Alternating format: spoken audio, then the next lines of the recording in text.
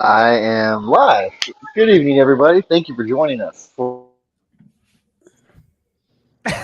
another Unite DeFi And then he's Roundtable. gone. Tonight of this evening, we've got a lot Right. of fantastic projects. Oh, did I disappear? Yeah, Am I you're Yeah, back? like, you're back now. thanks for being here. And then you Yeah, you Okay. just cut out for a second. That's hilarious. Well, honestly, I just switched around my router and stuff, so it's a gamble tonight. We'll see how it goes. But anyways, good evening, everybody. Thank you for joining us. Before we get started, if you're watching here at home or you're watching the recording, if you could hit the like or subscribe button, it does help the YouTube algorithm and get the information that we share on these roundtables out to more people, and I think that is important. Um, I am gonna just go ahead and pass it around the room, let everybody do a quick introduction. My name's Chris again, aka MetaCaptain. I am the founder of MetaBUSD Coin, a VR project. Ray? Hey guys, I'm Ray, COO for Crypto Positive Token. We are a charity initiative token with utilities based in virtual wellness and NFTs and a lot of other things to come. Nice. Awesome.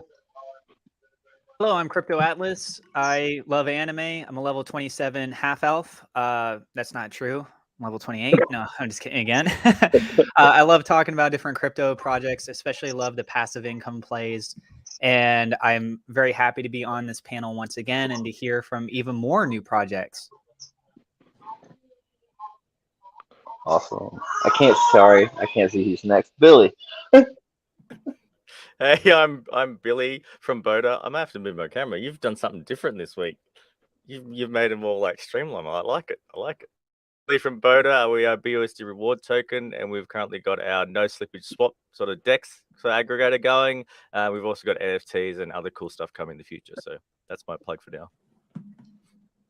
And I'm Generation Crypto. I am a cryptocurrency content creator. So I do all sorts of cryptocurrencies from blue chip down to DeFi. I do a lot of explanations and kind of cover the general news associated with those projects. He's also only level 24 half elf. So I bet you don't even play Atlas. I bet don't. you even It's been play. years. It's been a couple of years since I played D&D. Brian. Hi, I'm Brian. Nah, I'm just kidding. I am the CEO of GlowV2, which we are a passive income lottery and charity token. With lots to come. Yeah. What up, everybody? I'm Kevin from BUSD Buffet. I will be playing the role of EJ, the team lead from EverReflect NFT ticketing tonight. Your VR character looks so realistic. I know. It's good. It is good. It is really good. I love that hoodie. I should go toss mine on. I know. I wish I could be Kevin. We do miss you tonight. We do miss Kevin. There was a scheduling conflict last week. Oh, by the way, since we're talking about the scheduling conflict, shout out to Nobility. They were doing their Crypto Cup round 1 last week. Cool event, unified DeFi type of thing. Where we were all gaming in like a weird little gaming tournament. I was the very best on the field. I actually took very first top-notch place. They voted me immortal after the tournament was over, and nobody else could ever score as high as the score as I did in that tournament. So, yeah. How about Chris? Yeah, I'm Chris Esparza. I'm the CEO of Vault Finance, and we're bringing Celis to the world.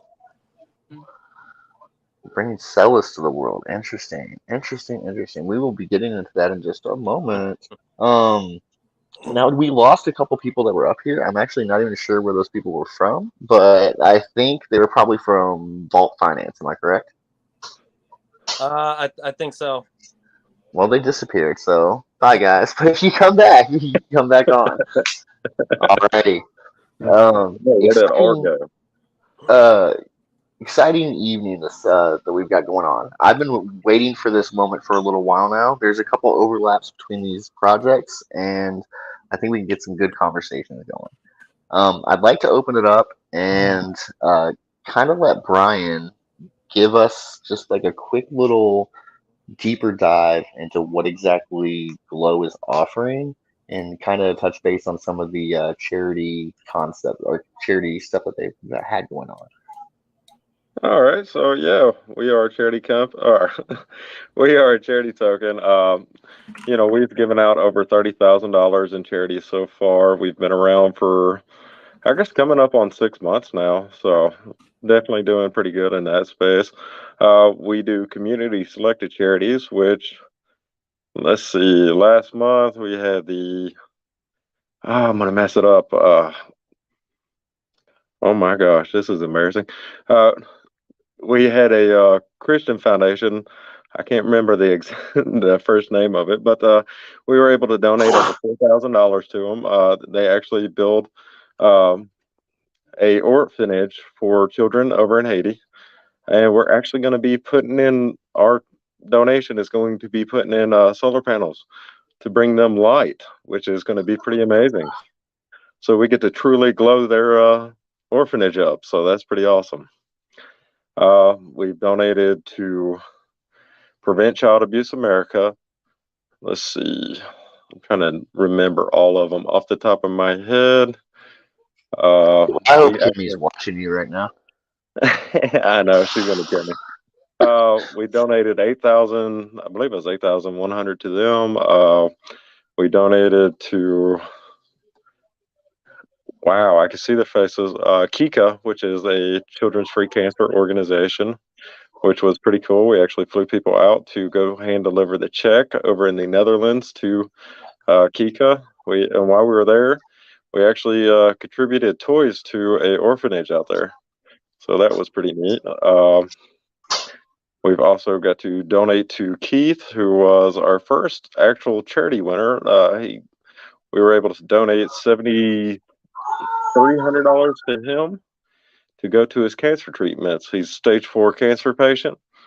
So that definitely helped him out quite a bit. So how does this charity fund get fueled? So it's actually 1% of every transaction, excluding transfer, because we have zero transfer tax. But every buy and every sell transaction, 1% of the transaction goes to the charity, or goes to the monthly charity pool.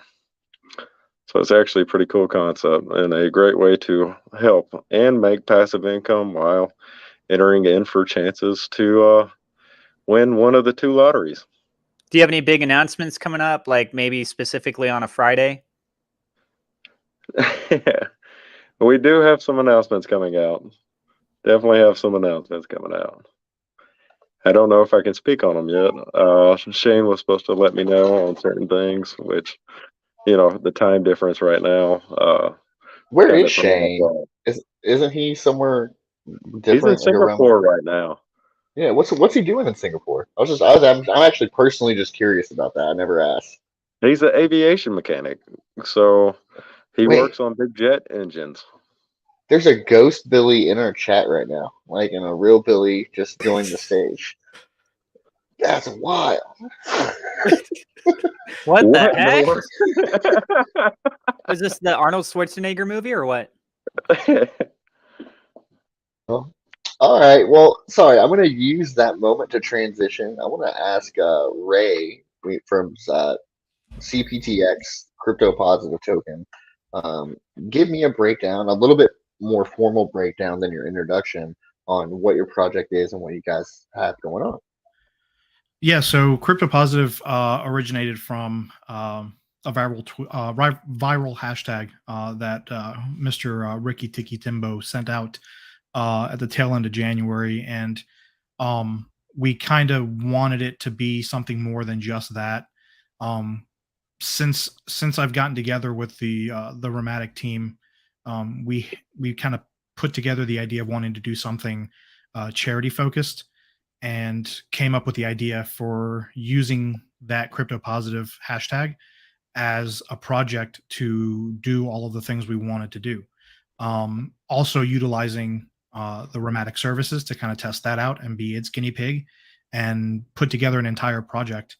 After sending our ideas and our plan to legal, we had to essentially build 2 companies. So we have our crypto positive token, which is the LLC that's registered here in the States. And then we also have our crypto positive organization, or our incorporation, which is a 501c3 that's also registered in the same state. As far as the token goes, so far we've established ourselves as charity driven, right? So 5% of every transaction goes directly to our charity wallet. We also had a large distribution of our initial tokens go to that charity wallet. And so we're not even 30 days old yet. We've made nearly $23,000 in donations to date. 5,000, it's roughly about 5,100 each, but we sent donations to Action Against Hunger to help them build and sustain their actions there in 50 different countries. We also actually formed a corporate partnership with Action Against Hunger, and we have a few kind of unspoken projects that we're going to be working on with them to kind of grow our exposure in the nonprofit field and also their exposure in the crypto field. We donated to international relief teams directly towards Ukrainian relief, roughly a little over $5,000. We donated to $5,000 to, I'm having the same issue Brian had. It was 4 organizations we did in total. They all got an equal piece. But yeah. You know what though, guys? But for both of you, y'all had a hard time remembering because you've been helping so many people, and you've been, you have so many different avenues where you've been making these donations, and that's a beautiful thing from both of you guys. I think that's really cool to hear. It's great to hear that you guys have that baked in to your ecosystem in a format that is, transparent and community involved. I know with Glow, they lean heavily on having the community vote on what their charity picks are, so to speak, or whatever, like where they're going to send that money. And as well, I know they keep their community involved on actually like participating in the events themselves and trying to kind of get like a boots on the ground level of that actual involvement, which is just so cool, so great to see. Okay, so next up, I wanted to ask about. I consider there to be a little bit of overlap here between Billy Boda and Chris at Vault Finance. I'm going to let Chris break down his intro for us and what they've got going on, and then I'm going to let Billy ask him some questions. All right. Well, at Vault Finance, we're not even launched yet.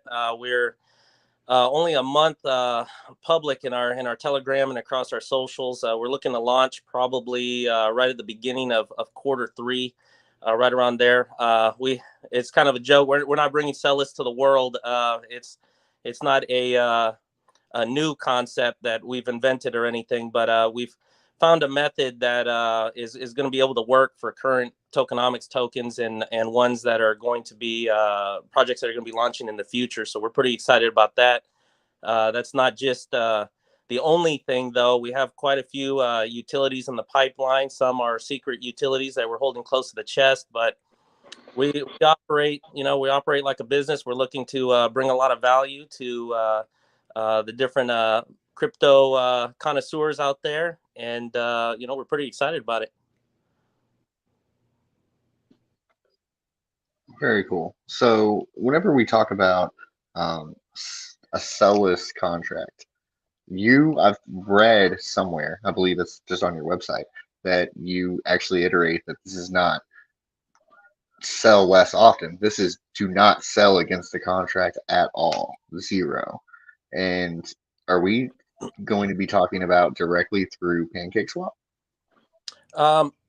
No, there's a couple different there's a couple different methods.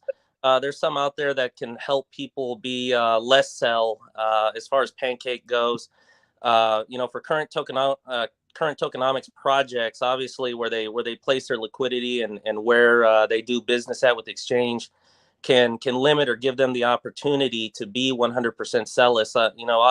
obviously, as you guys know, if you are listed on multiple exchanges, it's you have to do business, and you're kind of held hostage with that exchange. So there's some methods out there that theories people are trying out to be able to interact with different exchanges and do that. So it's not necessarily a hold you to pancake swap kind of thing, but there's also ways you can integrate into the contract, and of course for current tokenomics projects or even some future ones that might not be something possible for them at the moment, logistically possible. There's some projects that just migrated, some that are in the middle of prepping to migrate. So obviously with us not launched yet, that's not something we can impact through the contract, so to say, without them making some alterations. But as far as our converter goes, they can achieve less cells. They can achieve cellless. It really comes down to each project and how tenacious they are to make that happen. Okay, but within all that, I think what I heard was private decks, correct? Right. What was that? Private. I think what I heard through all of this was private decks. So like a private liquidity contract. Well, I mean, I'm not going to give too much away on how the functionality, how we're doing it. Not yet, but there. Yeah. I don't want any trade secrets or anything like that. Right. But that should be a pretty fairly easy question to answer. Like, will you be going through PancakeSwap? No. Okay, not a problem. So another private DEX, right? Yeah. I mean, I guess that's true. That's fair enough. Yeah. It will not be PancakeSwap. Perfect. Not a problem. All right. That's it. That explains everything. Yes, Billy, go have at it, Billy. So I have a question. Hello. Sorry, my computer's been crap today too. Anyway, I've got a lot of issues, so that's why I was doing Ghost Billies before. Right. So, what are you gonna do with the gas fees then? So, if you're private dexing, you're swapping through, and then you're swapping through BUSD, for example, you still have to do the gas, right? Yeah. Without releasing, I guess, trade secrets, like Chris said, but yeah, you can't get away. You can't get away from the gas fees. There will still be gas fees. There will still be some transaction fee, of course, for providing the service. But as far as the level of gas fees for these tokens and stuff, that's going to be something that's going to be different because with the projects and the gas fees that come with the tokens, those gas fees are a little bit higher, but they will exist. We can't get around those. yeah, so that's what's going to be interesting with the selfie feature. And then, so with your vault,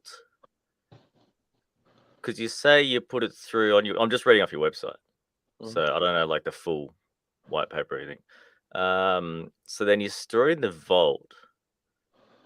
And then 5% of the trading volume is going to be converted, right? So let's say, for example's sake, on every buy you convert, which is normally what happens with most of our tokens, on a buy you also auto convert, so then it reduces the sell pressure. So while you keep buying, you keep converting the BUSD at the same time. I can't see if my hands are in view. So that way it keeps going up, right? So the swap's happening as the buy is going up, so then you're not getting much sell pressure. Right, so if you put $20 in, you take $2 out, it's still an $18 buy, and it still goes up. Right, so then you've got that 5% of volume in, and so if you're holding in the vault, right, and then you hit like a moonshot fund kind of thing, and then that's when you're going to inject more of it out of the vault when it hits a certain sort of amount. Is that what that kind of vault system is on your website? You're referring to unlock the vault? Yeah. Yeah. Well, volume and the buy, sells, trades, things like that. Part of the tax goes to unlock the vault, and what that is that's essentially a set aside wallet that tax fills up, and we do distribution events with that wallet. From the strategic buyback and burn, we take what's been bought back, we burn it at those events, and we'll also take a portion of that wallet and distribute it based on the the holder's bag size out to to the holders. So it's an event. It's a burn party and a distribution event. I feel like we just got some trade secrets. No, I'm just joking. No, I'm just joking. Blowing it out of the water, mate. No. That is funny. Is just to clarify, this is a little off the beat. Brian, are you going to wax the beard? Like, or is you shaving the beard? I'm confused. No, he will be waxing it. There will be no shaving. I don't know why anybody would imply that he could shave that. He's going to wax it, rip it off, and then flip it around, and then he could be able to put it back on again. It is going to be so painful. I am not looking forward to that. So yeah, at $100,000 in donation, me, Shane, and Jared are going to wax our beards. I believe EJ said he'd join in too. Whoa, Hey, whoa, Kevin. whoa. Well, just because we're trying to highlight you, Brian, and everything that's glorious about Glow and what you're going to be doing for the communities and all these charities. I'm Kevin tonight. Oh, I got a question for you Is that guys. what it is? For all of you that have like a decent sized beard, how long have you been growing out your beards? This took me 40 years. I don't know if my hair is a hot mess. Let me see. But I just actually cut mine today. Well, trimmed it. I can still see a beard. Yeah, but I trim. I keep mine fairly like nice and trimmed nowadays. But I had grown mine out for like 6 months. I've been growing my hair out though since COVID started. It all started with just not getting a haircut for COVID, and I was like, fuck it. I mean, sorry, no curse words. I just said, forget it, and I just let it grow as long as I can. Mine grows like weeds, I swear. So I'll shave it or trim it up tonight, and then within the next DeFi space will be twice as long. I mean, this is probably 2 weeks. All right, so 4 days. 4 days. Right? I just got to say, I'm super excited to live stream this waxing of the beards. I think it's going to be epic. Oh, no. Oh, it's going to be painful. all right, so I did have another question that I want to pass over to EJ, or sorry, Kevin.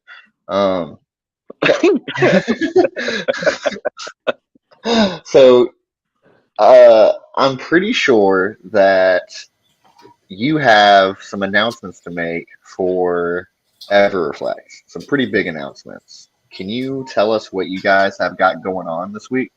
Yeah, so if anybody's been familiar with our project from the beginning, our white paper initially laid out concepts for a charting website, for a Connect website.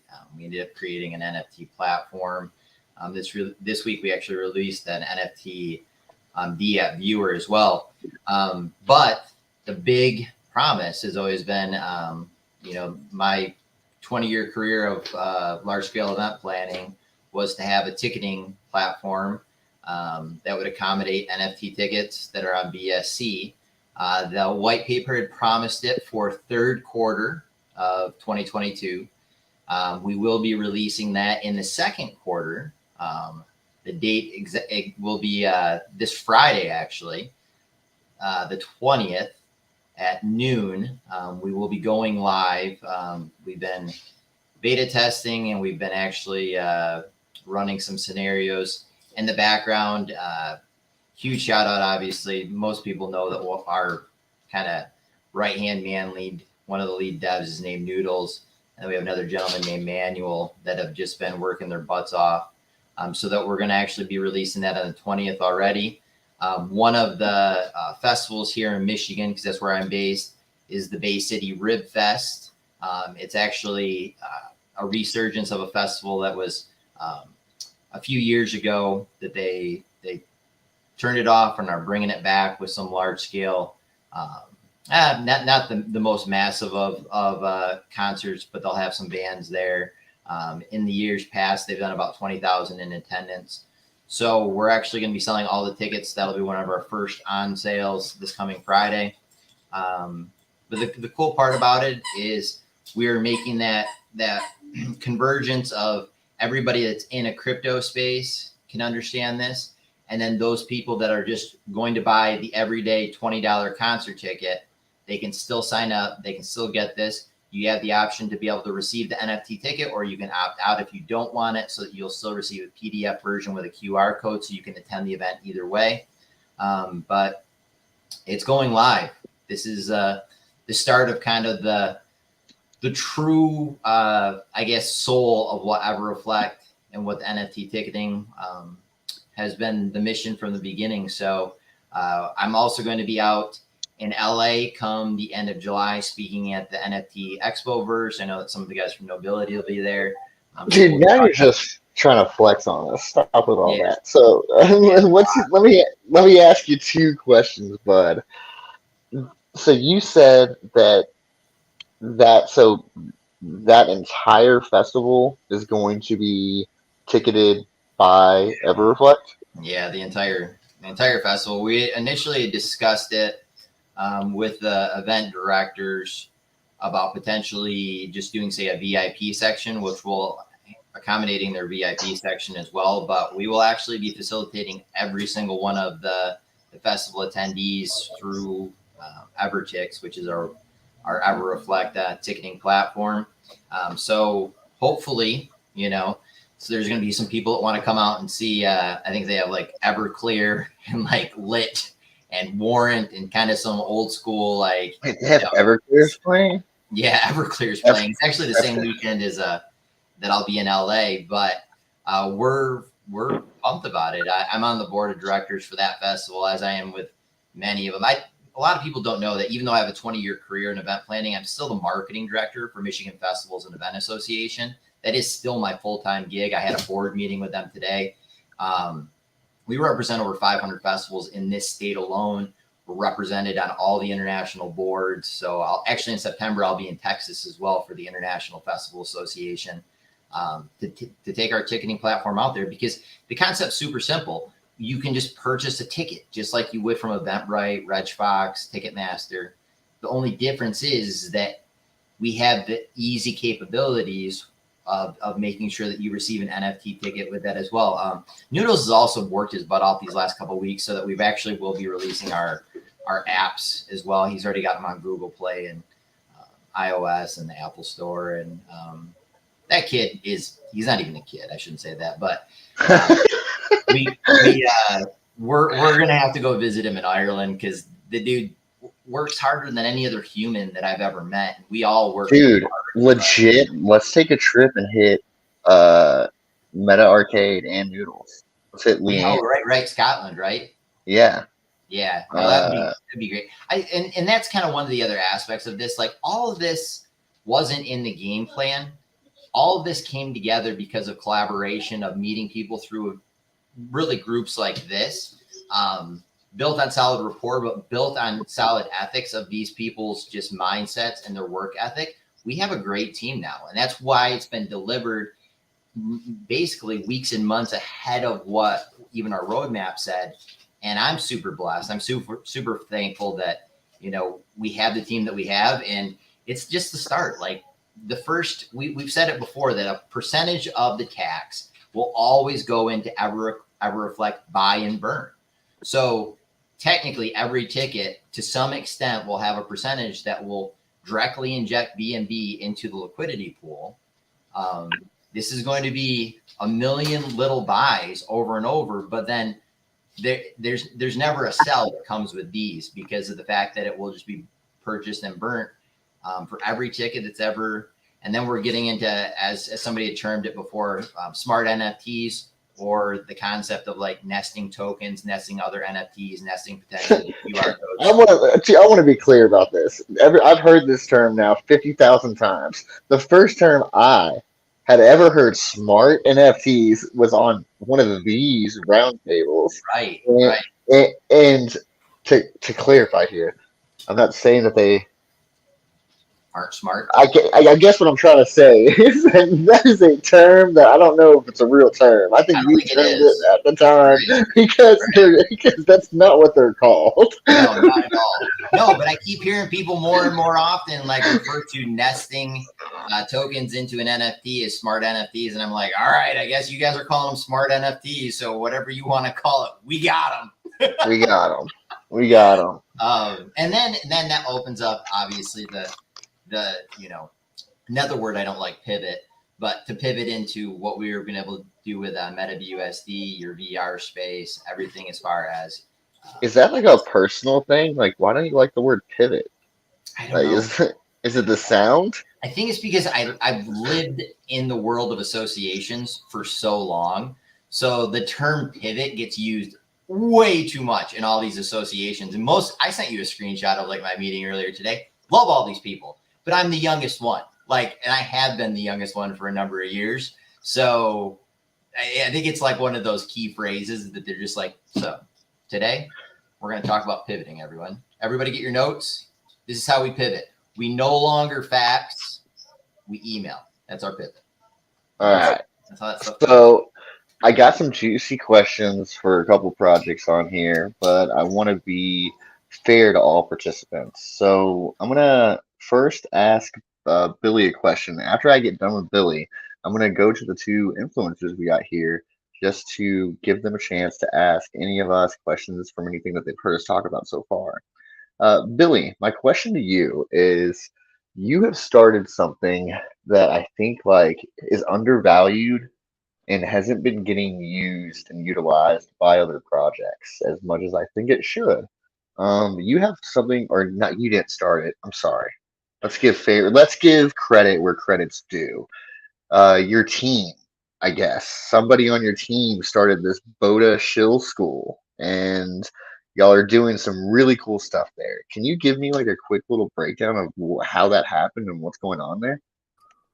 Yes, I'm glad you brought that up. So we have Matt, who's actually part of our team, but we've also got Richard and Freddie, who are long-term holders, and they volunteer as just our moderators, which we've now had to rename as Boda Helpers, because some people come in and get people confused and think they're on the team, and then get angry and stuff at them for other issues that they should only be getting angry at team members for, if that's directed. So anyway, so they're our moderators, helpers, but they've come up with this great idea to do a shield school. And it came out about because we've been trying to do this since the beginning in our Discords, in our Telegrams. We've been going on being like, hey, let's get templates out there. Let's get people on there on social media.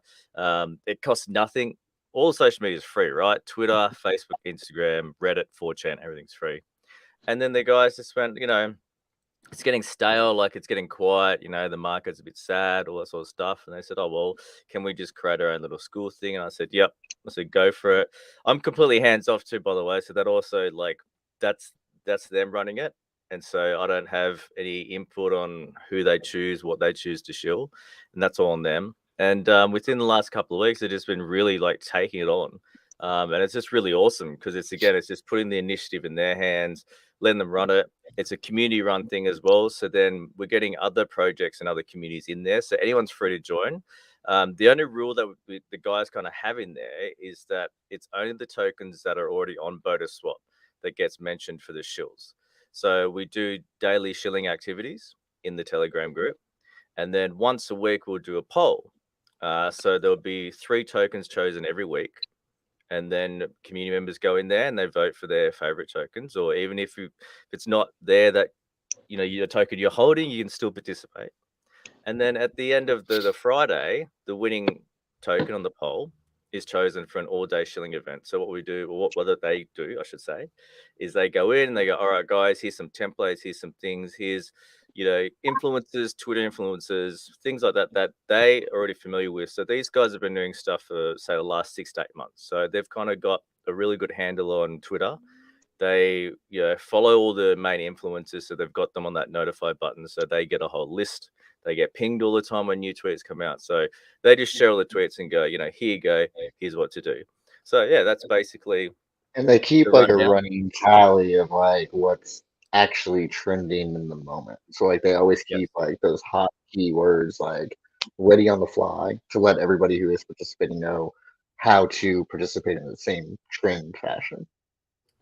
Yeah, exactly. So the thing is too, and this is what we did in our own internal Discord as well, is that we try and pick tweets that are sort of within 4 to 5 hours old. You know, you don't want stuff that's days old because then it becomes irrelevant anyway. So these guys will pick up stuff, even stuff that's during the peak hour times, like US times. They'll find tweets that are only, like, I kid you not, like 15 seconds old. Like they'll be just because they get the notification bell. So they'll just be like sharing stuff straight away. So if you get in the comment section really, really early and stuff too with that sort of thing, and then get heaps of people liking your comments and stuff and all these influencers, it really helps your token to get noticed as well. So that's another cool thing that they're doing. But the shield rate events as well is just bringing everyone together. So this week we've obviously got yourself. So we've got MetaBUSD, Yieldzilla, and Diversify. So those three are on this week, but it's going to alternate. And like I said, I told the guys just to make it fair, alternate. You know, I'm not going to have any input into it, so it's just completely whatever they pick. Who's but yeah, who's currently winning the poll right now? Do you know? I think you are. You got a strong community, but there's still another day left, so I don't know. The other guys might catch up. Oh, sure. Yeah, we'll see. But awesome, man. No, Glow was I think Glow was on the first poll they did, I think 3 weeks ago or something. Because it's only new too. They've only kicked this up about a month ago. So yeah, I think Glow won or not. I shouldn't say won because it's a fairness vote kind of thing. It's just so the guys allocate a day, and then yeah, so it's like you can say one. Glow won that vote. MetaBUSD coin will win this vote.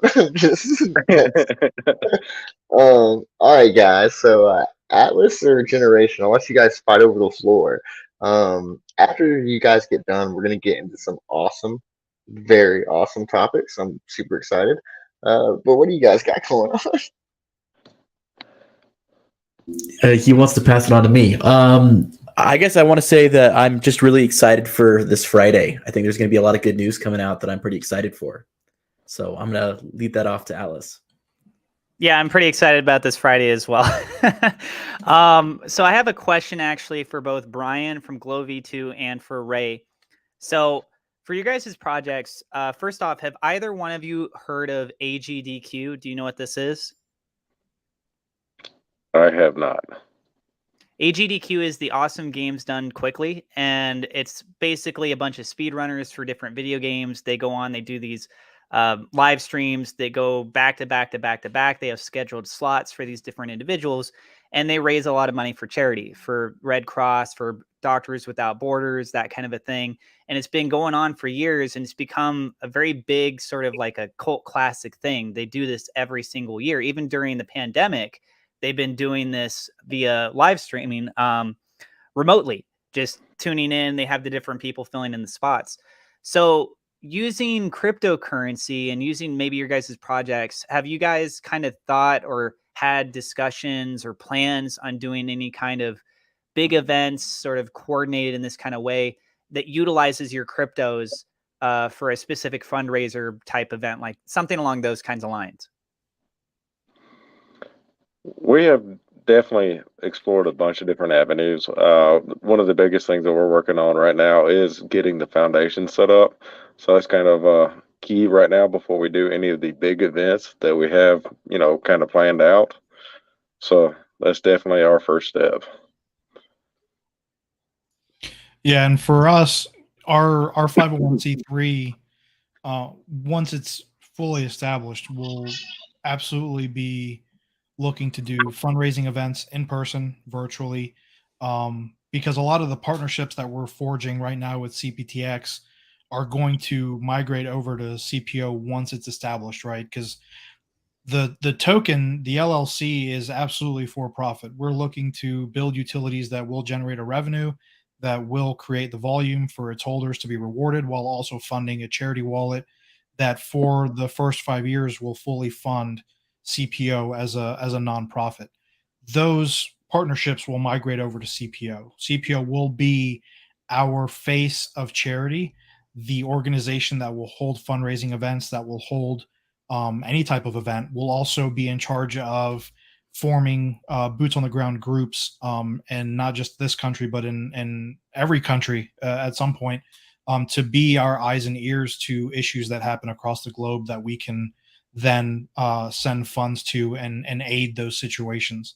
So yeah, no, absolutely. Fundraising events were absolutely part in our thoughts when putting all of this together. And Ray, so looking at your guys' website, I see that it's a 22% reflection fee. A lot of projects I've kind of noticed progressively, you start to see fees getting bigger and bigger and bigger. But obviously, it's also dictated by where these percentages go. So you got a cumulative of different things. Your 8% for holders, 5% for charity, etc. From a community standpoint, have you been seeing requests from people to see if you can adjust that to make it less? Are people concerned with it? Are people actually enjoying the fact that it's so high? What's kind of been the reaction with it being the 22%? We haven't heard anybody complain or say anything about it. They know, they see where it goes, what it's going for. We haven't had anybody say anything negative about it. We do have milestones in our white paper built into where our tokenomics will adjust at certain points once we hit certain total supply burned via our automatic buyback and burn feature. We will be changing the tokenomics. So our buyback and burn right now is 4%. It will at eventually go to 1%, then boosting the BUSD up by 2% and our charity wallet by 1%. But as of right now,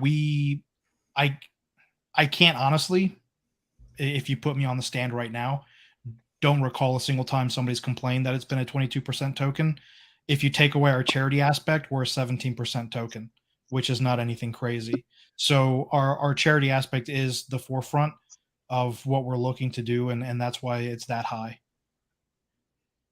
And then I just have one last question for Chris. Chris, I was trying to figure out where your website is. What is your website? Is that public? It's thevaultfinance.com. Okay, I'll check it out. And then I if I thought have you more were questions, talking I'll get back. I thought you Thank were you. asking me, and I was so confused for a moment. I was like, "What? What do you mean, Atlas?" Yeah, man. No, my bad. Okay. Okay, cool. So, yeah. Next question.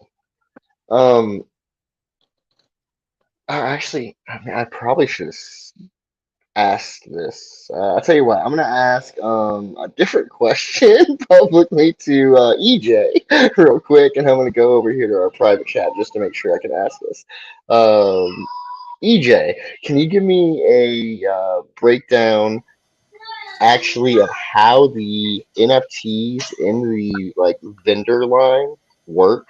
Like if I was going to show up to the show or the event, I've already purchased it. So I've purchased it from your website or your app. What happens from there? So right now, the actual process is with our beta tests that we basically had, for example, with 80s Festival, we had an NFT, went out with a QR code. If you had the NFT in your Trust wallet, you could go up to the gate and you could basically just get scanned in, similar to if you ended up having a printed out, say, PDF version, or if you had something in, say, your Apple wallet. We're working on some other levels of kind of additional verification, and that's part of what we're releasing with our EverReflect NFT viewer, I guess you could call it, D app. That is an app that'll be on the Apple Store and on Google Play. So when you connect basically through that app, and if you have, as long as you have one of the tickets in your wallet, it'll only show up in that viewer if it's the proper contract. The concept for a lot of festival planners is that they want to get patrons tickets sold easily, but then they also want to be able to check them in easily, correct? So for us, we're going to make sure we're going to accommodate other aspects like the PDFs and the QR codes still. We want to introduce them to the additional security, the NFTs, and also the additional benefits of metadata and things that can come with an NFT to these festival planners. But right now, Actually, since you mentioned that, before you go any further, I want to say something to anybody who watches this or records it. we've talked a lot to different community members, and there were some community members that were actually like a little bit, they felt a little bit burnt that you released some of the other roadmap items before you'd released Evertakes, and they see it as like like what's the point of having this? And I think it's a lack of knowledge about the overall ecosystem that you're building, the lack of like the fact that building out EverConnect and giving you the ability to see how that infrastructure works and how you might include actual artists and vendor members throughout your different festivals into that ecosystem. Like that, those are necessary things for your overall. Well, and I can completely understand the methodology that they're thinking. Okay, why would you release these other utilities prior to releasing basically your NFT tickets? If the platform and if you have the NFT tickets done, say a month ago, I'm an event planner, right? So everybody else on here that basically does work for a living and they have their vocation and what they do specifically typically works in a 1 week or maybe even a 1 month timeline for periods of production. My life for the last 21 years has been around a 12 to 18 month timeline for almost everything I do.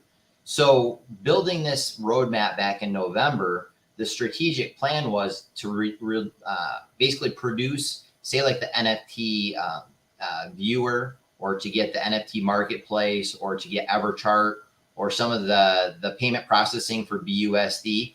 All of those kinks, I guess you could say, worked out before we released kind of the biggest utility. It had nothing to do with the concept of like, oh, why didn't this come first, or why didn't that come second? From our standpoint, it was a methodology of strategic planning that went back to November of we had to do it in this process. If we didn't do it in this strategic order, we wouldn't have failed with all the other things that we tested, because everybody on my team knows. I mean, even before we launched EverReflect, there's 4 different versions of EverReflect on the mainnet. Yeah, you're not going to know what the other 3 are called, but that's because we ended up testing that stuff so much. I've been the same way with the NFT tickets. We needed to build it in that strategic order.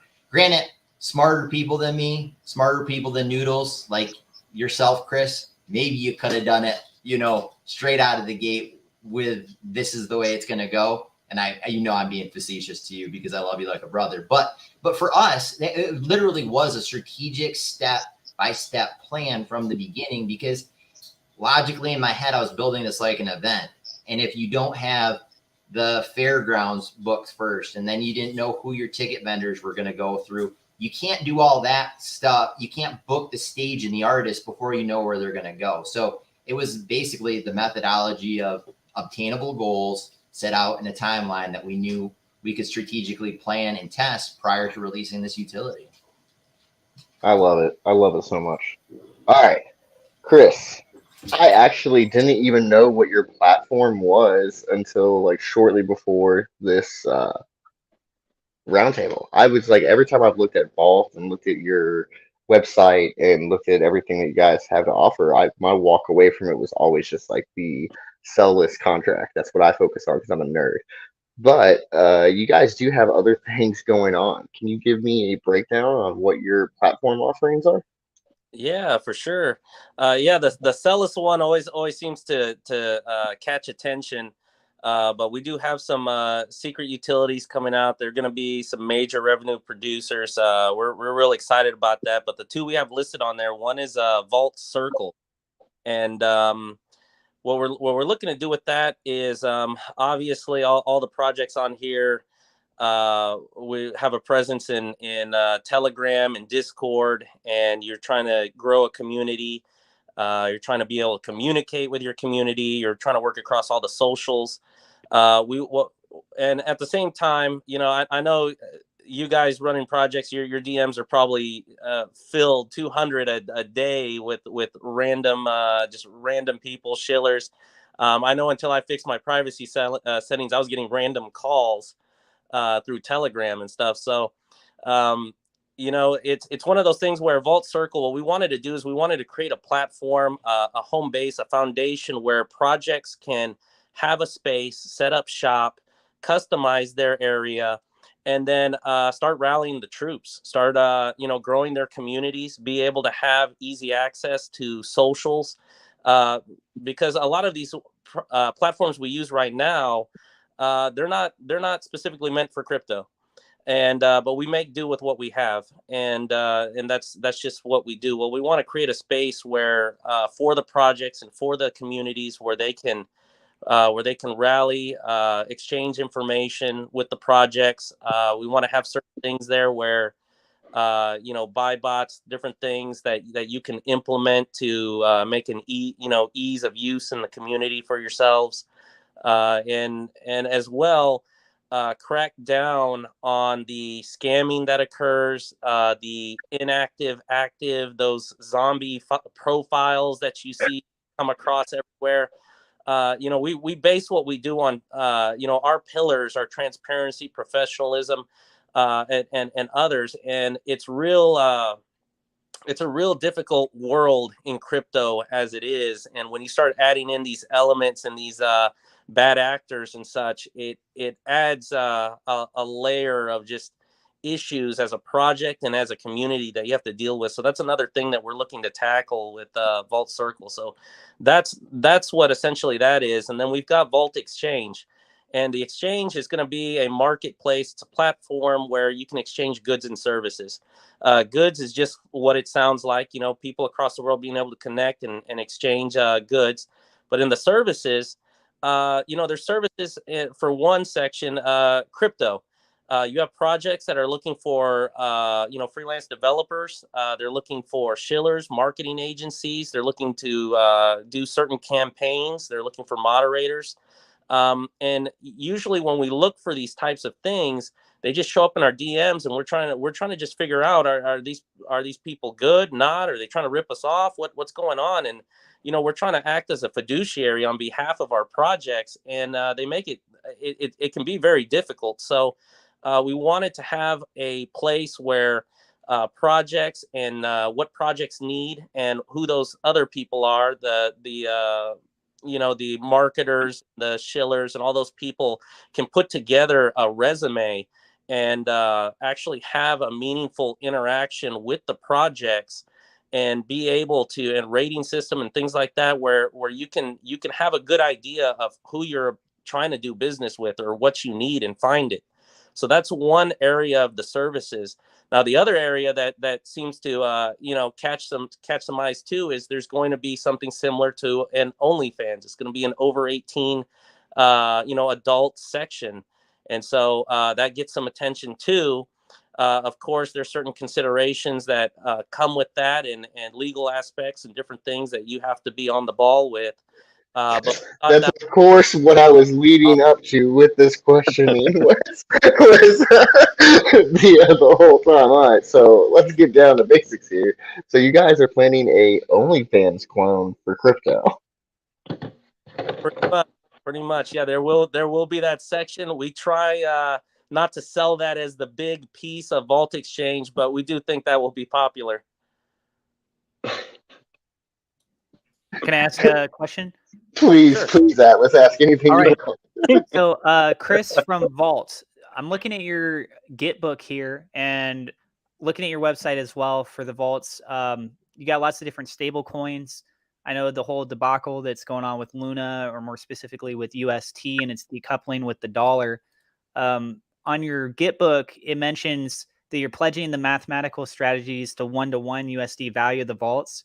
If there was any kind of decoupling, and I don't know, I'm not as privy to the coding side of things as many of you guys are on the panel. Is there any potential risk of seeing this also happen to USDT or USDC, DAI, BUSD, HUSD, PAX? Can that happen to any of those where it's now decoupled from the dollar? And if it could happen, do you kind of have a backup strategy to make sure that you can still make sure the people that participate in your vault, they're going to be totally fine? Yeah, security and making sure things go as planned is of the utmost importance with us. Obviously, you can imagine you can't have something go wrong when you're trying to help sell this transaction. So But as far as some of that, I'm not going to try to say I'm a dev at all. I'm more of a mouthpiece and a pretty face, but I try to understand and know what I'm what we're doing is what we do. But as far as the ease of something like that and decoupling happening, I'm not 100% sure. That's a question I could probably pose to our dev team and see what they have to say, or maybe some of the guys here on this panel might know whether that's a possibility or not. So would that be an algorithmic pairing or no? I can answer all of this question, so can Billy. Me or Billy can answer all of this for you. The algorithmic stable is just completely flawed. That's what I was about to ask, because there's been major issues with those over the years. And since you saw Luna, we've actually seen about 4 more JPEG. Most of you just don't know what those are. They're just so small that you've never heard of them. But we've had 4 other JPEGs since then. USDT is kind of shady just because of a couple small things. But BUSD really is a good one. Billy, go ahead, please answer. But to be clear, I do believe any of them can DPEG. Absolutely. There's a lot to it on how they get audited and stuff. Yeah, I always say to people, everything break down when the internet shuts down. So and that's kind of going to end all the world anyway. So crypto runs on the internet. Even if you have it on satellites and stuff, how long is Bitcoin going to run for? How long are the nodes going to run for on satellites? It's not going to be infinite, right? But with the current UST situation, is that it was all backed by hedge funds, and I think Blackwater or BlackRock, I think it's BlackRock and a bunch of hedge funds, which none of them will get punished for, right? But they floated the liquidity for it, and then they decided to pull out. And now there's news coming out now, whether it's fact or not, it's remained to be seen. But now there's news coming out that Do Kwon had kind of decided to pull out his Terra or Luna company information documents or something. I don't know, something to do with Korea. So it's all starting to lead to another manipulated ploy. And so this is where you can get in trouble too with any of these stable coins, because it has to be backed by a liquidity provider, right? And they're supposed to be backed 1-to-1. But then what happens when that money dries out? So if they keep minting tokens, but they don't actually have cash, liquidity, and reserve, this is when we essentially rug pull them. They pull the pin. But it's where institutions and corporations get involved, which is what is making crypto more and more dangerous in the sense of being manipulated. Because back in Bitcoin originally started, the philosophy, which most of us know, is that it was started as anti-corporation, anti-corruption, to go against the banks, to go against the current fiat system that's been screwing everyone over for the last 1,000 years or so, right? And now you've got institutions and corporations and people going to venture capitalists who are hedge funds, big corporations, to get loans, to get monies, where they're like, all right, well, you're going to pay us back 200% of what we loan you, for example, whatever, or we'll take 50% of your token supply or 60% of your token supply. So they own majority. And then what do you think is going to happen when you 10x, 100x, 1,000x, right? They're going to go pay, from cash up, pay us back. And so you've taken all of that decentralization, all that financial freedom, and the people power, you've now just turned it into a corrupt fiat system that crypto was supposed to get away from. And USC and other stablecoins, like Chris mentioned, the smaller ones that are plugging out now, that's just another example. We had similar stuff happen in 2018 when a couple of corporates got involved, but it wasn't as big news. So that's another thing too you got to look at as well, especially when doing these sort of vault systems, or whether you want to put in algorithmic measures to say, all right, we're going to make sure a certain percent of volume goes into a vault and it's going to be pegged to BUSD or USTD or whatever. You've also got to be careful of where that money is coming from. And if you're getting corporate backing, if you're getting institutional backing, you got to be careful of, what deals do you make with the devil, right? Because that's ultimately what's going to bring you down too. So you definitely, as a project developer as well, a project owner, that's also something you've got to think about. And I think investors have also got to be very aware of that too, because if you're putting money behind something that, there's no regulation either. There's no regulation to say. Time for an honest question, real quick, rapid fire around the room. Did you buy Luna last week? Atlas, yes or no? Yep. Generation, I yes or bought no? it recently.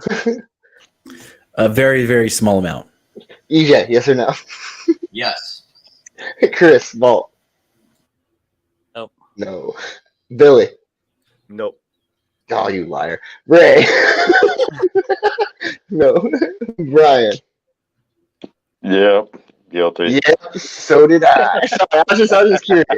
Since we were talking about all this, I was just curious. But, yeah, I got bought I some. got 2 more questions. These are actually from the community, if I may ask them.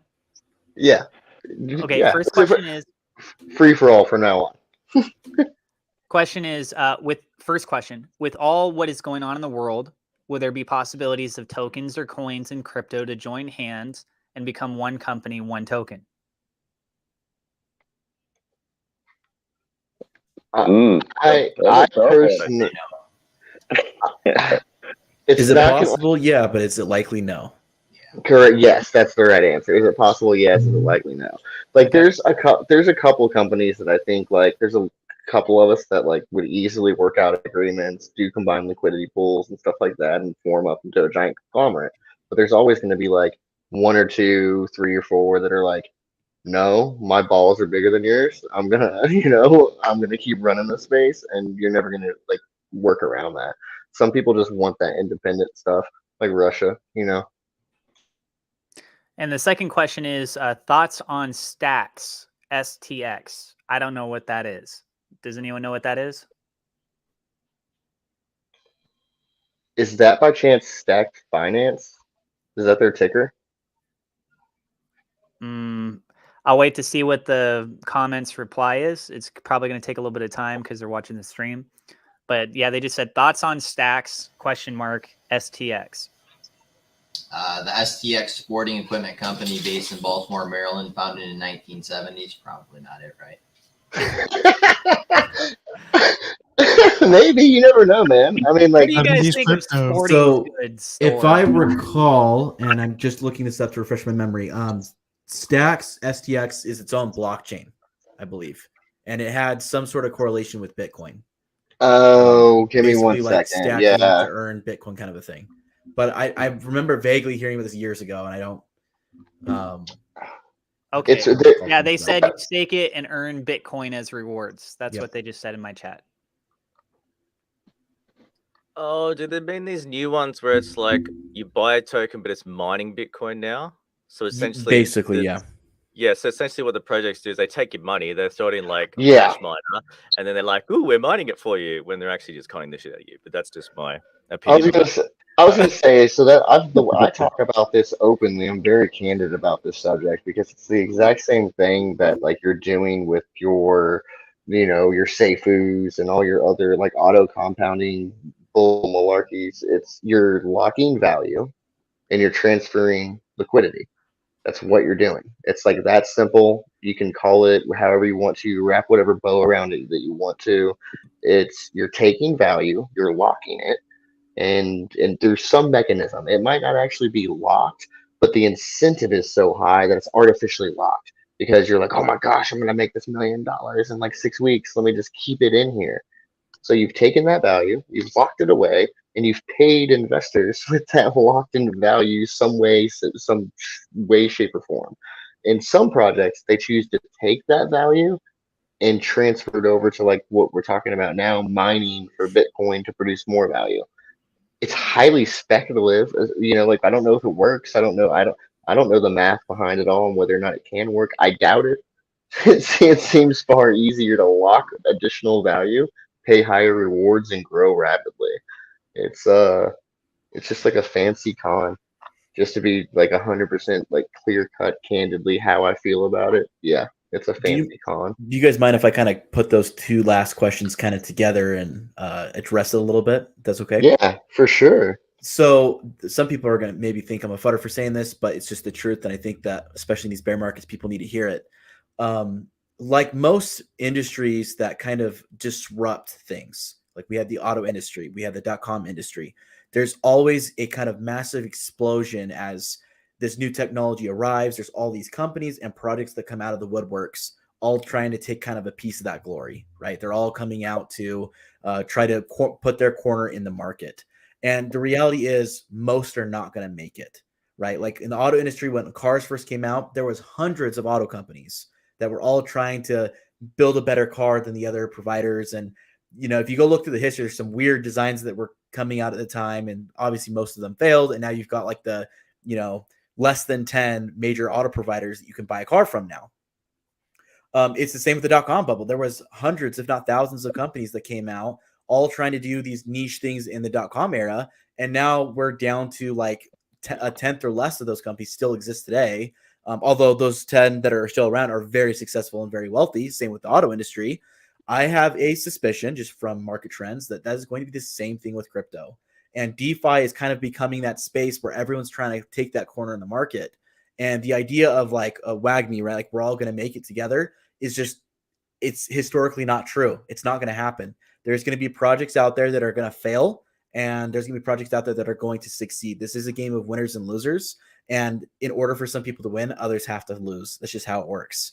And so I think that especially in these bear markets, people need to realize that it's not about putting your money in anything and everything that comes about. It's about being smart with your money, seeing what's going to be here in a year, in 2 years, in 5 years, and then making smart plays as an investor so that you can ride out those projects that are going to make it into the next bull run and make it through the next bear cycle and so on and so forth. And as developers, I think these gentlemen here, I mean, they're all trying to be one of those projects that will be around in 2 to 5 years, right?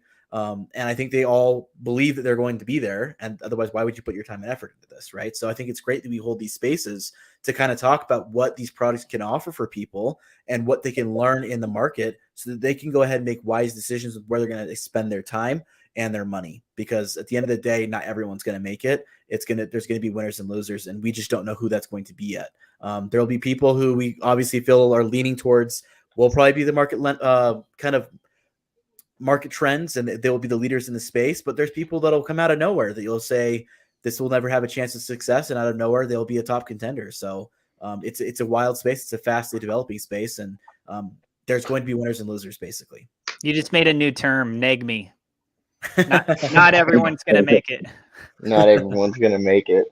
No, I mean, like he speaks very, very factually, and at the end of the day, not everybody should make it either. There's a lot of projects within the space that they just simply put don't either they don't have the right intentions or they don't have the right know-how to accomplish the goals that they want to accomplish, and they're being dust in the wind kind of deal.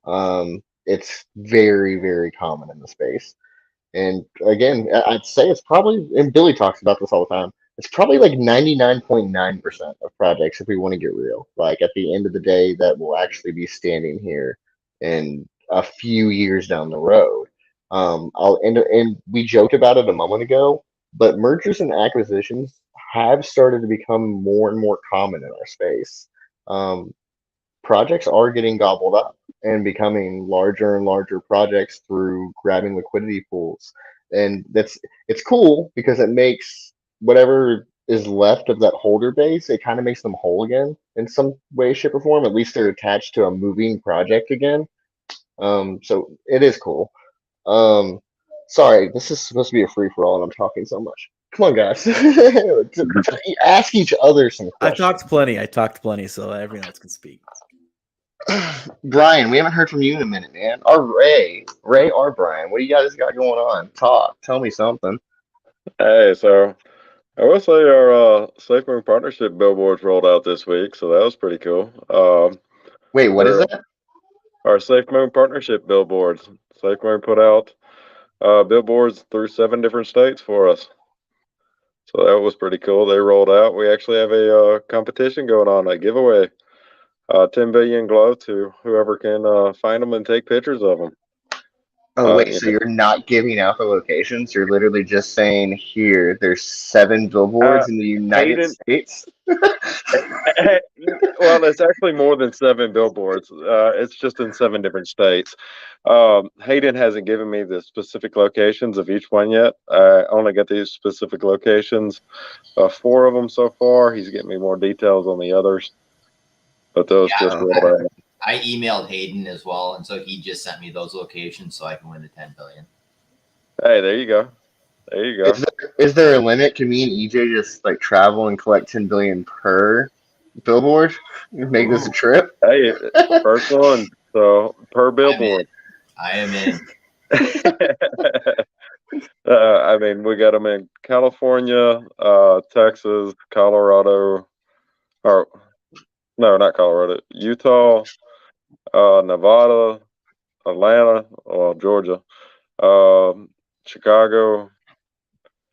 I'd have to look at the list. I got close to all of them, but yeah. So that rolled out this week, and then we got a couple more things that are about to roll out. So exciting news to come.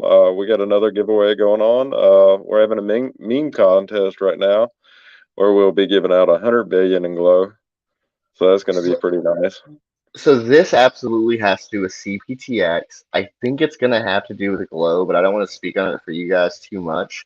But we were earlier talking about like a gaming tournament, Atlas, and you were like, "Hey, do you guys plan on doing anything like that?"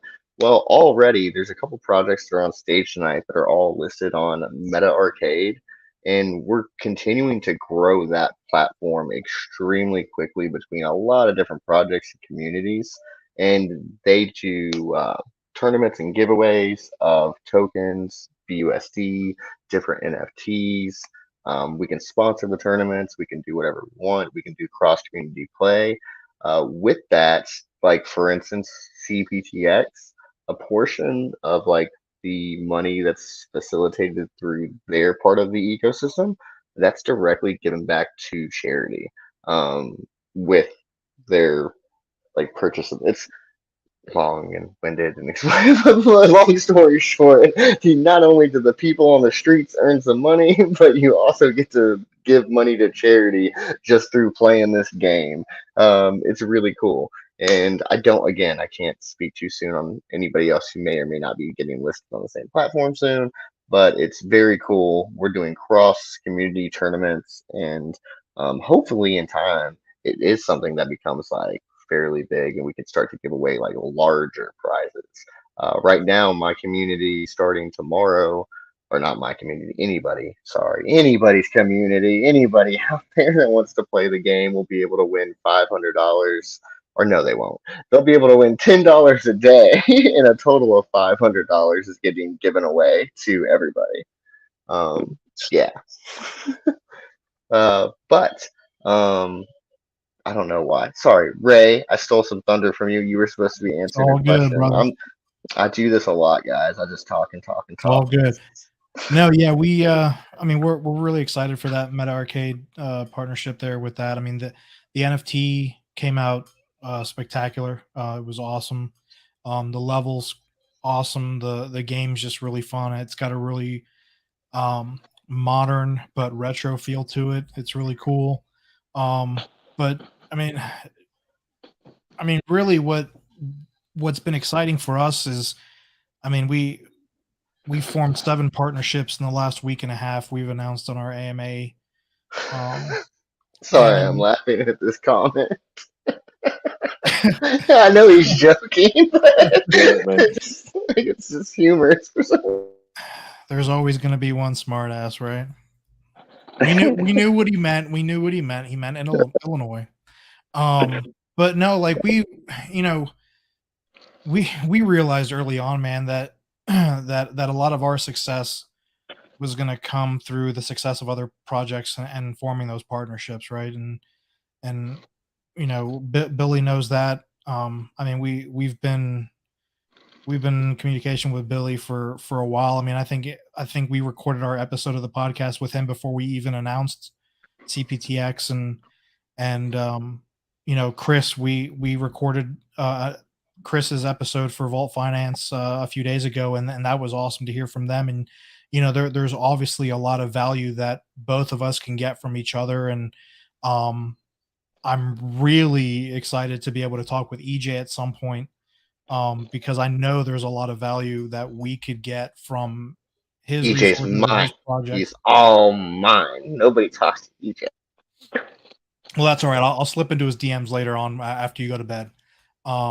But yeah, and on, you know, and with the things that Glow is doing, you know, there's possibilities there, you know. Yeah, you know, yes, we all are creating startup companies that we all are essentially the sperm fighting for the egg. Not all of us are going to make it.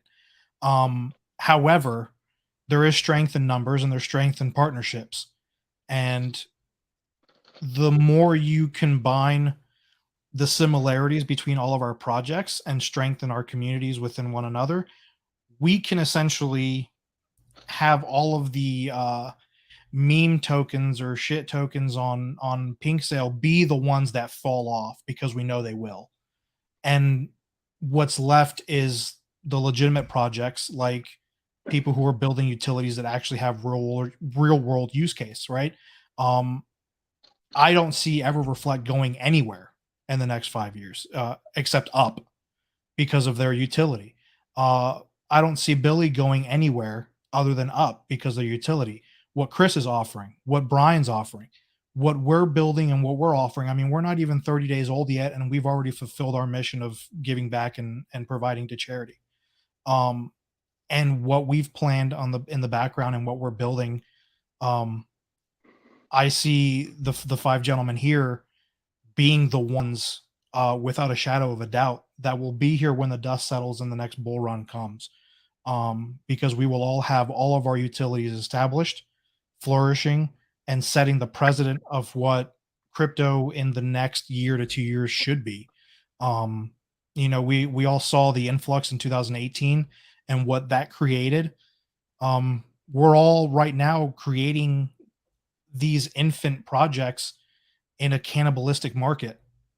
Just wait until the projects that are growing, that are going to introduce new money, new investors, start to replenish this market with new people.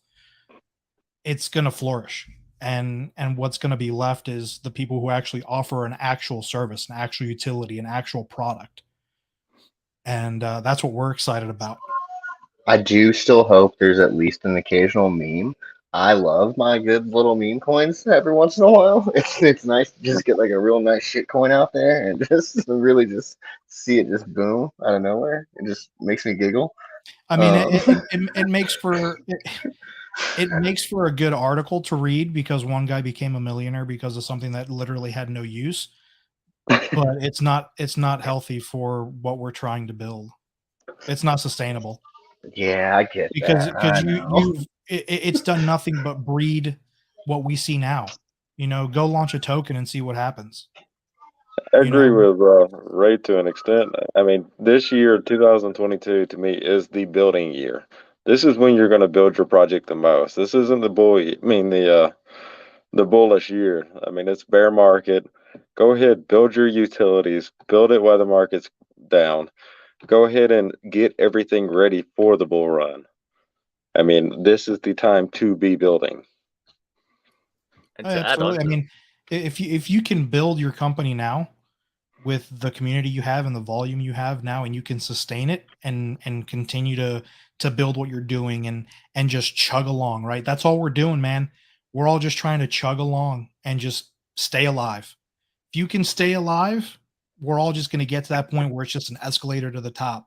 And if you're legitimate and if you have something that people want, you're going to be on that ride going up. If you're not and you have no use and you're really just kind of floating around, you're just going to go off to the side. You know, And people are going to see through it.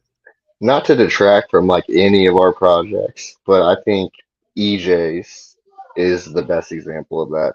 Of like of any project that I work with personally and like have for a long time. Like I can't say that enough how bullish I am about like just the common sense, no brainer. He's selling something he already sells. He just happens to be doing it on blockchain now. Like it's just like it's what he already does for a living and has Well, for so long. and thank you for that. Like, it is humbling, and it means a lot, because you are like a mentor, but also like a brother to me.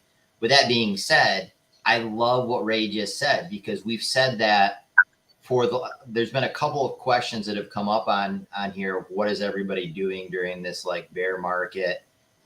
Everything's kind of getting hit. What are you doing? And our whole team nonstop is work harder. Like, this is actually freedom. Like, most people want to look at it from the standpoint of like, oh, I'm so upset because the BNB liquidity pool's lower, or my token price isn't where it should be. Like, okay, fair enough. Now stop talking about that because you already said it. Like, we get it. We all get it. But are you taking the other 23 hours and 59 minutes of the day to just focus? What are your goals?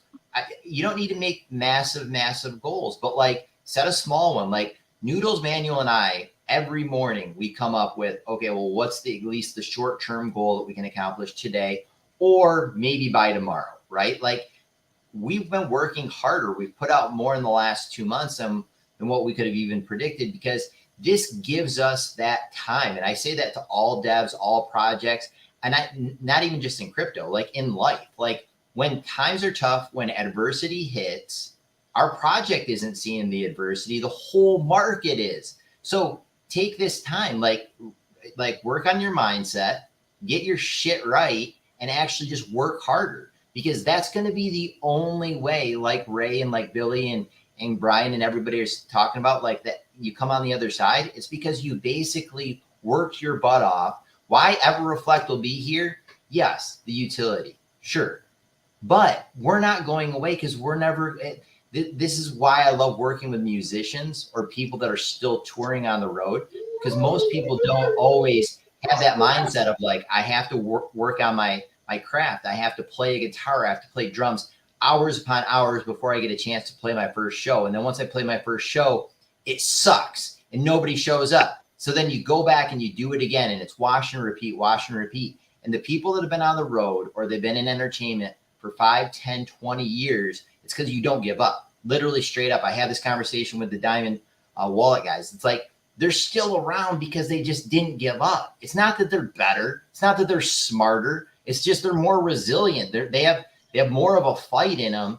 And that's how our team is. That's, all of you guys are that way as well. I had 2 more. Yeah, I got 2 more questions from the community.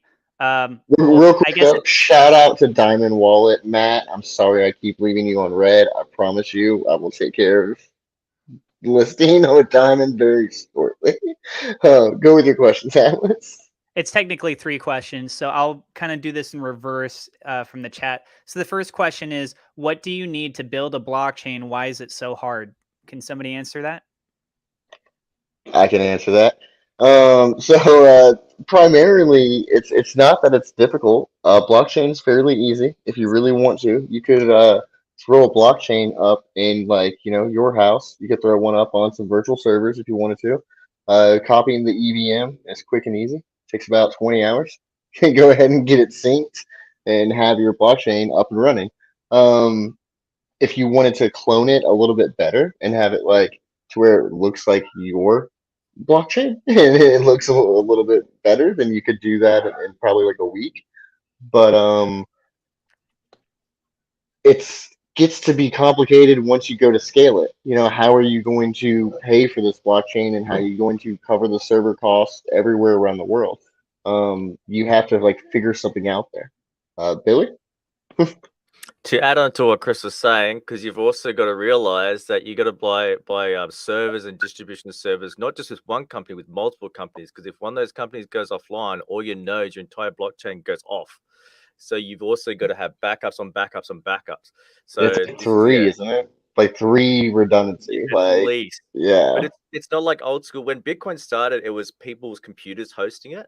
Now Bitcoin's blockchain size is like 366 gig. Like, do you want to install that in your own computer and run your own little node in your house? No, like, that's why there's servers around the world. But the thing is, with Bitcoin, like, it's had decades to build, and, people are putting servers in like power plants and stuff. But that's just an example of, these days with making your own blockchain, you're forced to have to go to these companies and go to these servers, which, again, like adding to what Chris says, it's easy to code it and throw it up, but then it's all the infrastructure. The infrastructure you need, the infrastructure that you've got to pay for, you've got to develop, all that sort of stuff that just like stacks and stacks and stacks, which is, again, why we're all on existing networks, because it's well, not only is it cheaper, but it's easy to get in there. It's easy to get exposure. It doesn't diminish what we're doing by being on an existing network. If anything, it makes it more secure because we're running on an existing network like the Binance chain that's already got heaps and heaps of servers. It's got heaps of security built into it. It's had like hackathons and bug testing, you know, all that sort of stuff where it's even safer. Because another thing too, right? If you make your own blockchain and it gets hacked, like you just wrecked, like, you know, so you've got to pay people to bug test that. And everything. Yeah, 100%. And like he just said, like, so like say we do a port of just like the simple EVM for BSC, and we decide to rename everything because we want it to look like Boda Chain or something like that. If if you miss like one little thing, then all of a sudden your whole system's fried. I mean, because we all work off open repos, so like I didn't code Geth myself. I go and grab Geth, and I throw that on my node, and I don't. So at the end of the day, like building out even the code infrastructure for your blockchain in order to have other people utilize it, build their own nodes, expand on it themselves, make all that information available, just in like the software side, doing that portion of it would take a long time. So you would have to do it all privately yourself and fund that development somehow. So you'd have to have like a team of like 5 devs running quite a bit of time just to get like smart contracts and stuff to work properly. Okay. The next question that I have from somebody else says, if Bitcoin heads down to $17,000, how will this essentially affect your guys' projects? How will you fare? Buying it all. Bitcoin is always going to be there. I don't think it's going anywhere anytime soon. But if it drops that low, I'm buying quite a bit of them. But for your projects, I should say.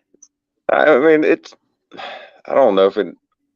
Of course, it has direct impact on the market. I mean, they all tend to trend off what Bitcoin's doing, and anytime Bitcoin does something, it affects BNB. BNB drops, and next thing you know, all of our token values drop. And then we get to, see how that directly affects the project. I mean, speaking for us, we've done nothing but gain holders through the bear market, but yet our coin still goes down, but it's all directly due to BNB. So I was gonna say, let me ask you this real quick. Let me break this down for a real simple sum up for everybody. I'm gonna use my token as an example. We launched at a $250,000 market cap. Our market cap today is only $750,000 after reaching an all-time high of $8 million. We went up to about a 28x. We are down right now to a respective 6x. You say 6x, Chris. You just said 250,000 and you're 750,000. You're right, I am.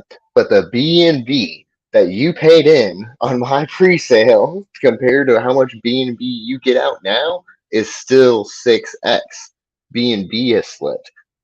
I don't judge my project by fiat and the value of fiat because I don't like fiat. I'm a DeFi maxi.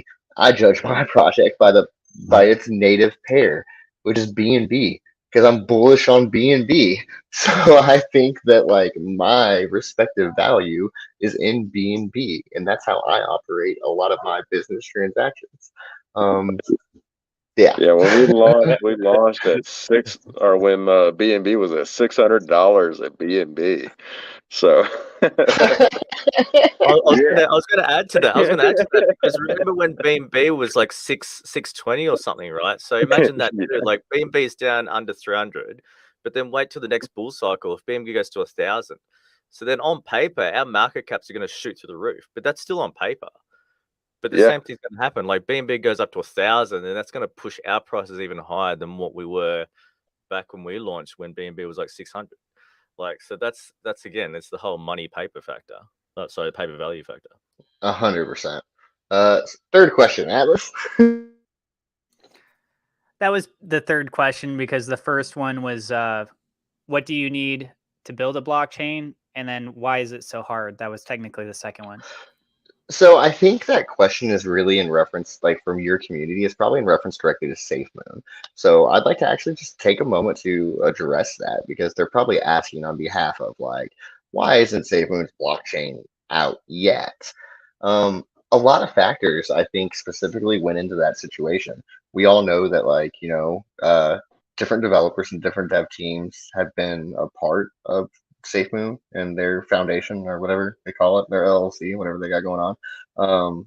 That's always going to be like a tremendous factor. And then again, when you have a project that's that large, there becomes like expectations. So like one great thing with like keeping my project is like relatively small as we have, we only have like 4,000 holders. I'm able to control my community like fairly easily, like, and manage their expectations on like what my development path is, how I'm working on things. And I stay very like in touch with my community. So I talk to them daily, constantly, nonstop.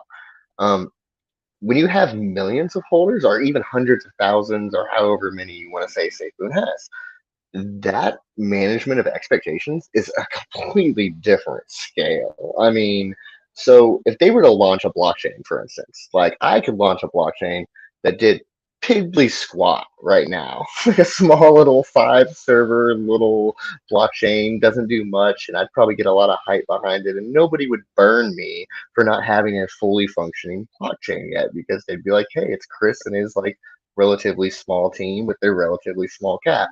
But if SafeMoon did it, if it wasn't as good as what they're already on, they're going to get burned. So, like, I would have to expect that the SafeMoon blockchain would take a lot longer than the Chris blockchain. If I was gonna, just be real with everybody, because like they have different expectations than a lot of us do, and I don't give them that credit every time whenever I think about SafeMoon or talk about them. You have to put that into like some bit of perspective. They have to manage that expectation on like such a grander scale than all of us have to, and that would be a hard burden. I would carry it very well. Everybody, please buy my token as much as you bought SafeMoons. But that being said, imagine how that would be and how that would feel. It would be restrictive to some degree, I would think. I completely agree with you 100%. I mean, I know that they're constantly working behind the scenes. I get to talk to their team quite a bit, so I know that there's a lot of things in the works. I know a lot more than, I can say, but, they are busting their ass. I will put that out there.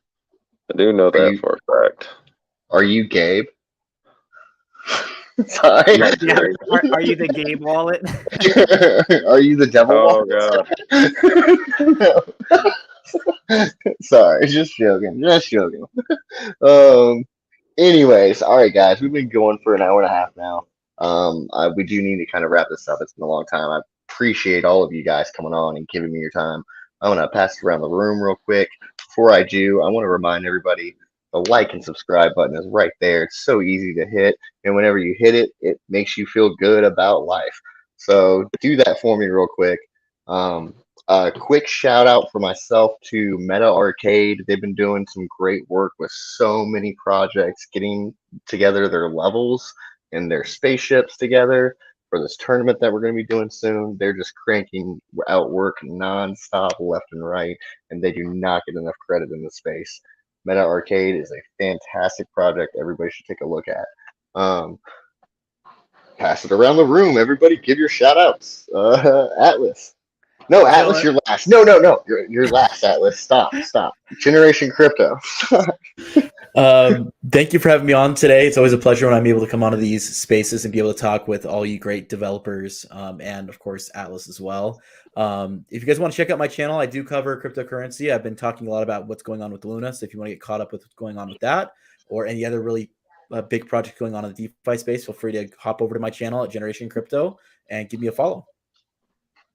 Absolutely, and you've actually got some really good videos. I don't get to watch all your videos, obviously. I'm super busy, but I did watch the Zilla interview you did, and that was fantastic, man. You handled yourself perfectly. I love your presence on screen. Honestly, it's great. It's nice. It's relaxing. It's really cool. EJ, and I love the craftsmanship in the background for your set. Oh, thank you. Thank you guys as always. It's always a pleasure just getting to hear and chat with everybody that came in here tonight. If you have any questions, you can visit everreflect.io.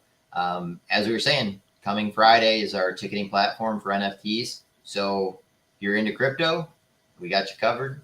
If you like to attend events or you're an event planner, check us out once we release the platform Friday, because we'd like to accommodate anybody that's interested in the space, but also it's for the average everyday person that wants to just buy a ticket and attend an event. And we'll slowly kind of get people into the concept of DeFi, cryptocurrency, and NFTs. And if it's still too confusing, you'll still get a PDF to attend your favorite concert. So thank you for having me and representing Afro Reflect every week, as always. So I can't say how much I love you, EJ. You're just fantastic. Chris, Vault. Yeah, I just want to thank you, Chris, for having me on, and guys being on too. And for the questions, I just want to let the community know, people watching, stop by our Telegram or our socials or website, take a look at our white paper, see what we're all about, what we have going on, what we're bringing to market. We're pretty excited about it, and we have a great, just a really great community. So we do things on a daily basis over there, a lot of fun, interactive things. So come by, check us out, and appreciate the time, guys.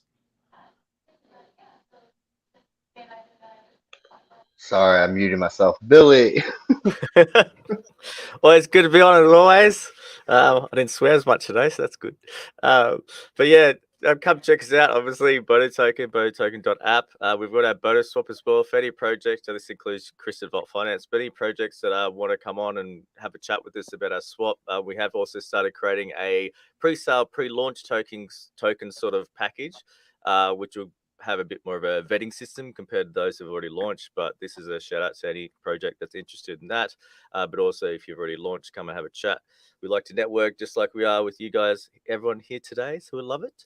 And yes, have a good time. Don't worry if the price goes down, because we'll still be here and I'll send you virtual hugs. Hey, personal question actually. Have you ever thought about starting audits? What? Have you ever thought about have you ever thought about doing audits from Bodo Swap? Us? Oh, yeah. Yeah, we've talked to you privately. Can we share this? Talk to you privately about this. Never mind. No, let's stop. We'll stop. It's not information yet. No. Yes, we do want to do audits in house. That's part of the plan. Yes, but okay. We'll talk about. Yeah, we'll talk about it soon. Sorry, Ray, Crypto Positive. Hey, thank you so much for having us here. It was a pleasure to finally speak with Generation Crypto, Atlas, you, Chris, and it was nice to meet Brian and EJ. I got the pleasure of meeting Chris from Vault a few days ago.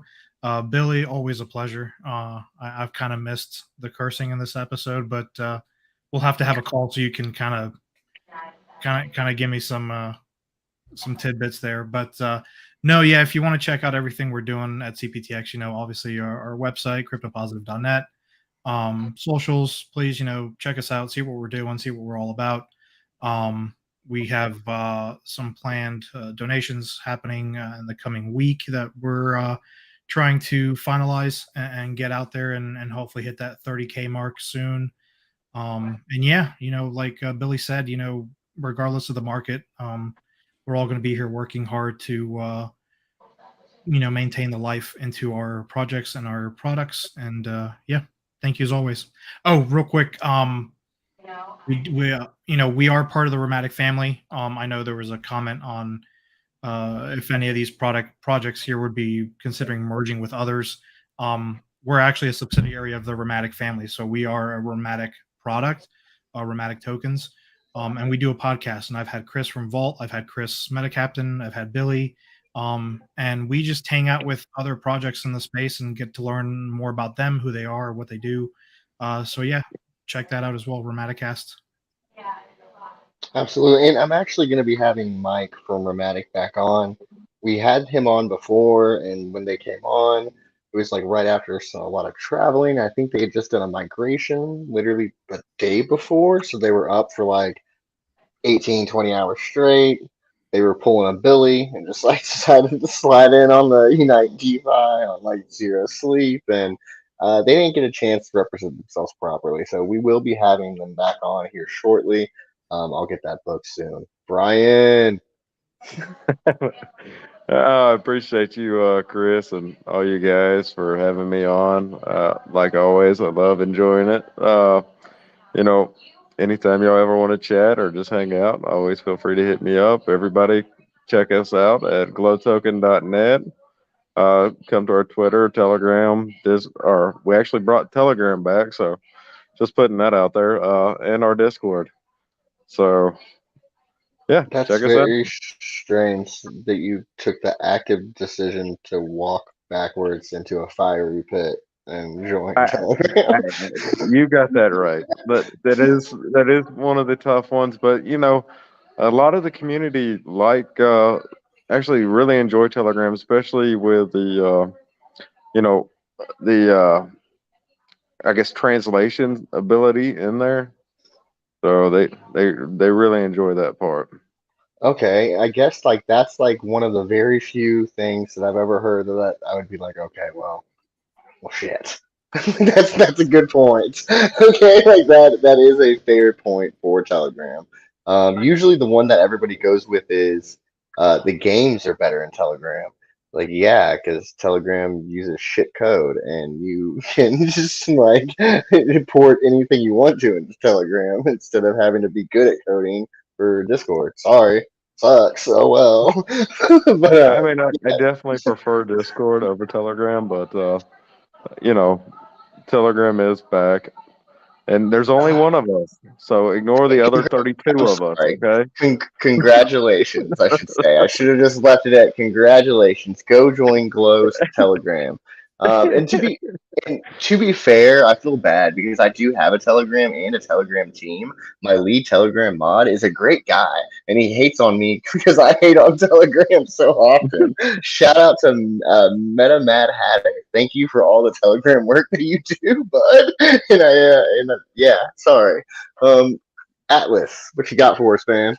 Joe in my chat says that he can picture you, MetaCaptain, puffing on a joint coding a blockchain, first off. And then I'm looking forward to Friday. I'm about 90% sure that I have some information that I could share with you guys that I've been working on for quite a while. And it's been going through a lot of ups and downs and just kind of getting to a point where things have been able to get a little bit more figured out and then some room to be able to grow afterwards. So I think it's a good starting point. I can't wait to share that information with you guys. And then besides that, I have a Twitch channel. If anyone's into retro gaming, I've been doing a lot of that lately. It's just twitch.tv/CryptoAtlas. You're welcome to come and hang out with me and relax there if you'd like. And in order to be number one, you have to be odd. Atlas, will you? Oh, that's hilarious. Atlas, would you do the Crypto Cup with me? Sure. I think the next one might be Fall Guys. Oh, okay. I haven't won, I think, even one time in Fall Guys of the times that I played, but but that's fine because I haven't either. So we're at least we're on the same level. And my current partner is Meta Dustin, and he will not mind me replacing him. That's all I have to say. Yeah, I'm down. Anyways, all right, guys. Next week we will have another Unite DeFi Roundtable. I apologize about missing last week's. Next week you will get a lot of good updates about MetaBUSD coin. I didn't talk about myself this evening because we had so many great projects on and I wanted to spend a lot of time focusing on. And we're kind of holding our announcements back for a few reasons. But we do have plenty of huge good things to announce. And if you're in our Discord, you've probably heard and seen a lot of the stuff that's going on. Anyways, thank you all for joining us this evening. Have a good night.